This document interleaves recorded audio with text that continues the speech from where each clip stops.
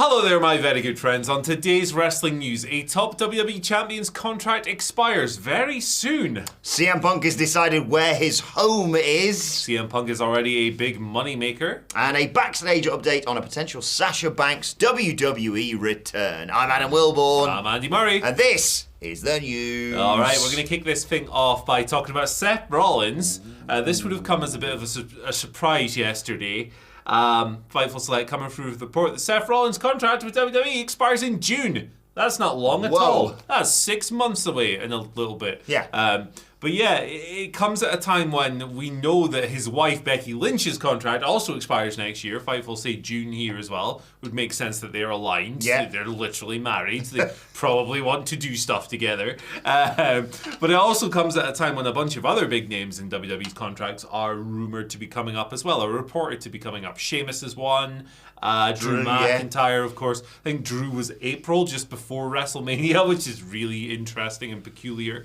But yeah, I'll just read some of the stuff from this Fightful report here. Noting that Seth's deal is coming up in June, and as recently as a couple of weeks ago, there'd been no discussions regarding an extension. So there you go. Fightful note that people in WWE sources are obviously confident that there will be an offer made at some point. He's the World Heavyweight Champion, for goodness sake.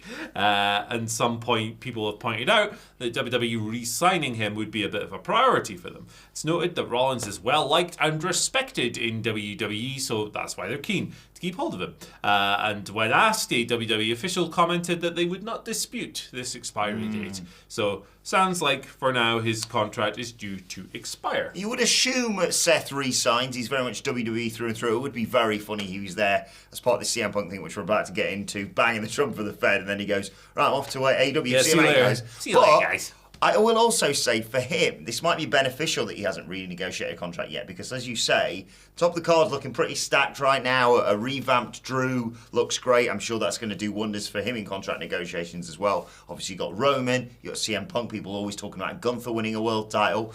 You know, Seth's position's under threat, despite how fantastic he's been as World Heavyweight Champion. So maybe he utilises this to sort of establish what his position within the company is. Or maybe, I mean, anything's possible in wrestling. Look at the entirety of this year. Maybe he does go to AEW. It'd be fascinating to see him and Becky there, for example. Yeah, I don't think either him or Becky's going to leave. I just don't see a world in where that happens. Because, I know Becky's been very critical of the company's women's division and the booking and stuff, and she's not shy, which is really good because people need to be able to speak up about stuff like that. But very few people are secure enough in their push and stuff to be able to do that. Becky is in that position, so she's like, yeah, it sucks. Get more people on TV. And Rollins is like, he bleeds WWE. If you were to cut him, the words "then, now, forever, together" or whatever would just flow out of his veins. Don't cut him.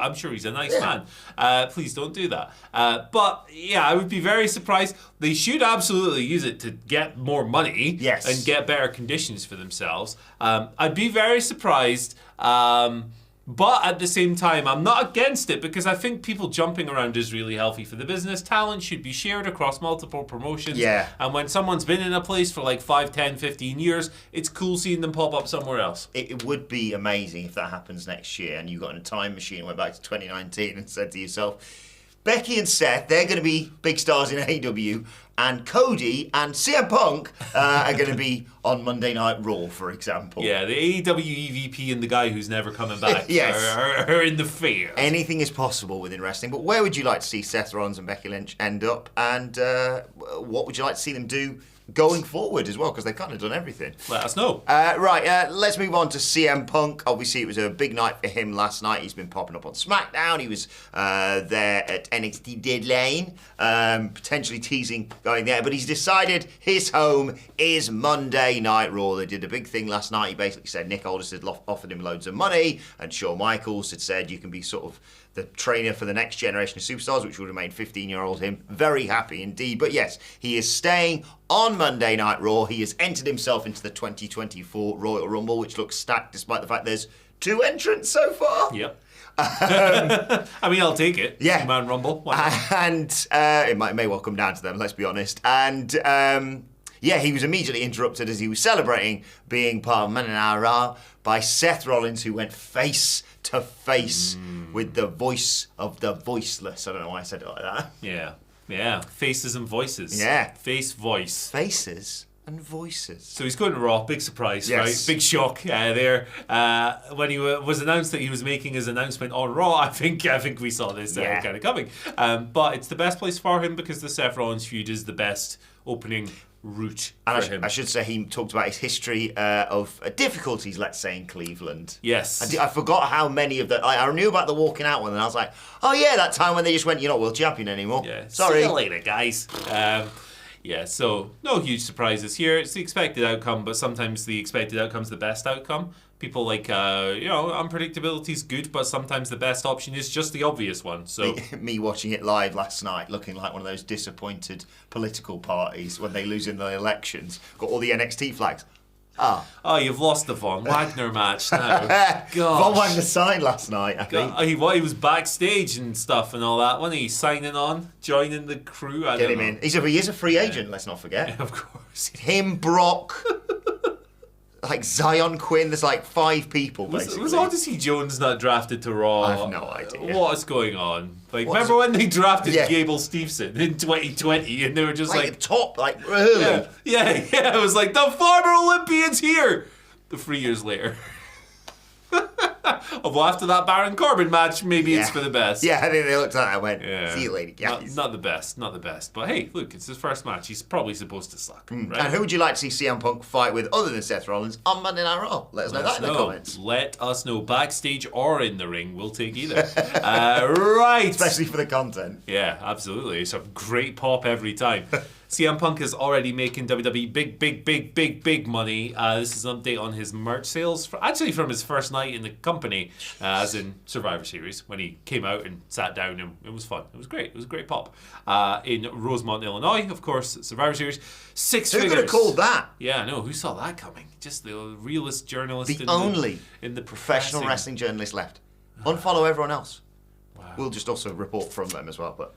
Anyway, what were you saying? 6 figures of merch he sold. That's the sum on his first night back. That's obscene. Wow. 6 figures? Yeah. I mean, I know wrestling merch isn't exactly cheap these days, but that is a really impressive sum.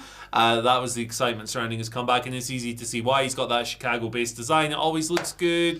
It's in Home Alone. Yeah. It's hanging over his bed. It is. There's long-term storytelling.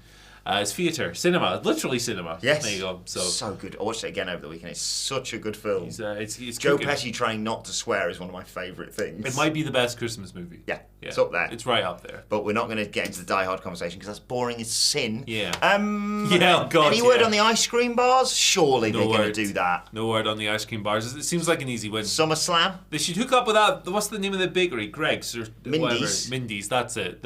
Get some sausage rolls in. And they could call it the Mindy Project. Oh my goodness. Huh? Why the hell not?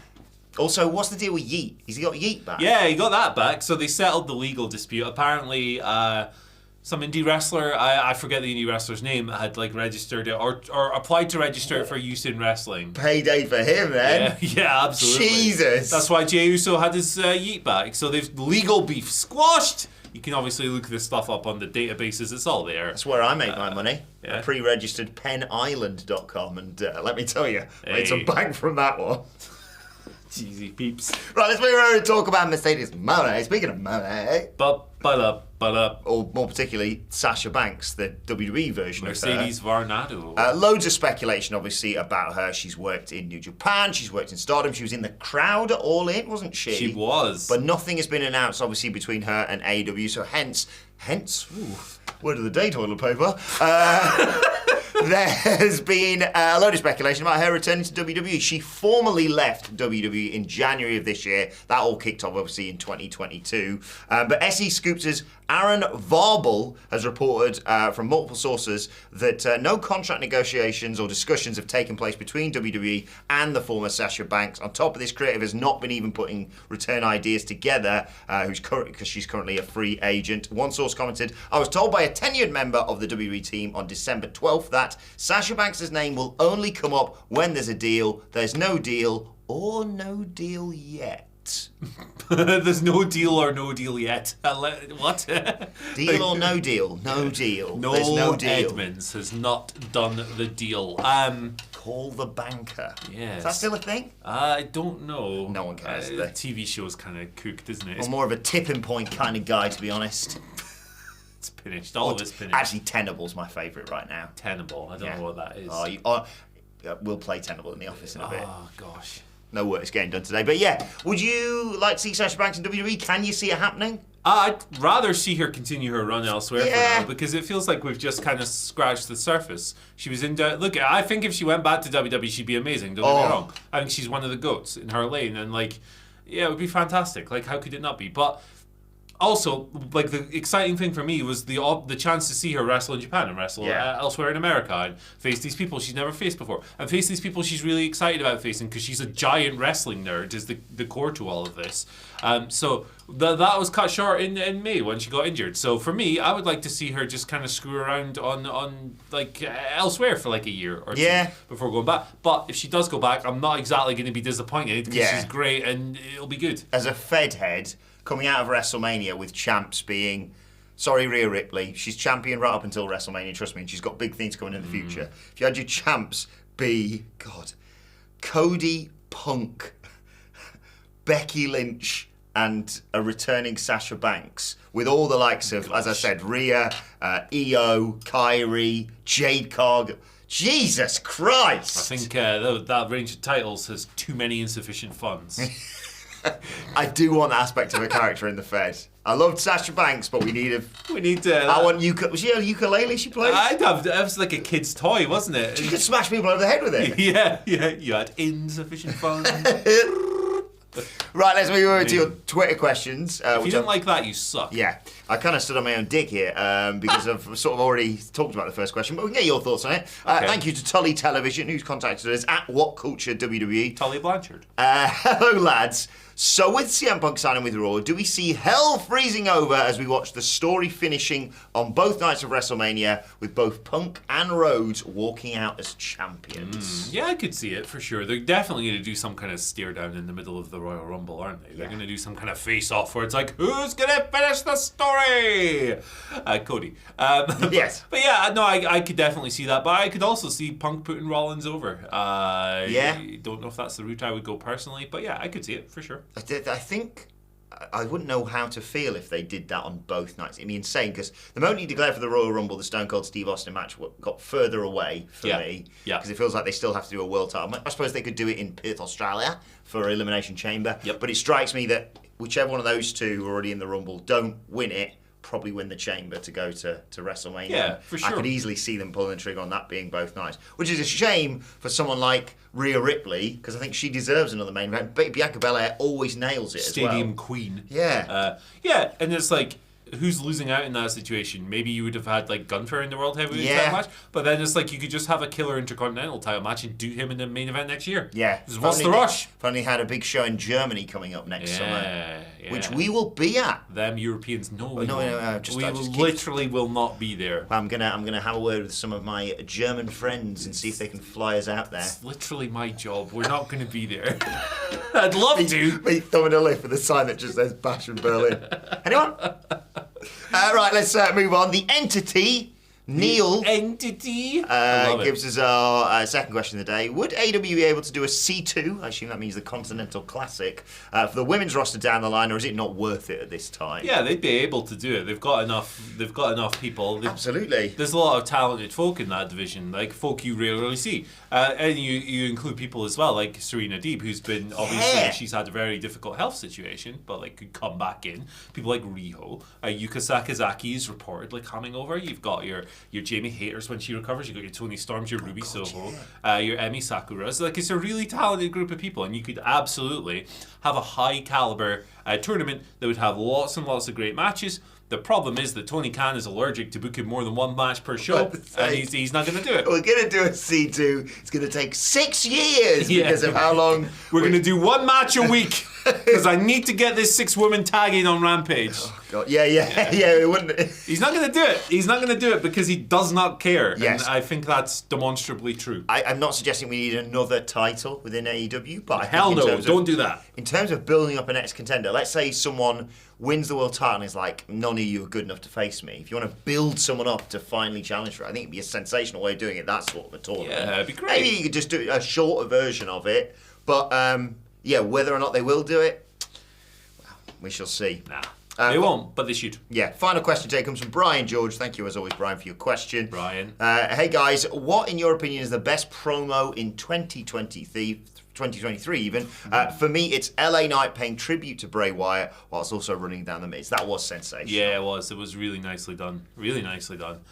Eddie Kingston, before Grand Slam, I think for me, pure hatred, pure visceral disgust and distaste for Claudio Castagnoli before their big match. Of course, the opened Grand Slam was that I'm going to F you up in New York, mother effer. You aren't ready for this misery or whatever. Eddie's the best talker. I think Eddie's the best talker I've ever seen. Yeah, honestly. I was going to, when I first saw this question, because my brain's mush and I can't remember anything that happened beyond getting locked inside my house on Sunday.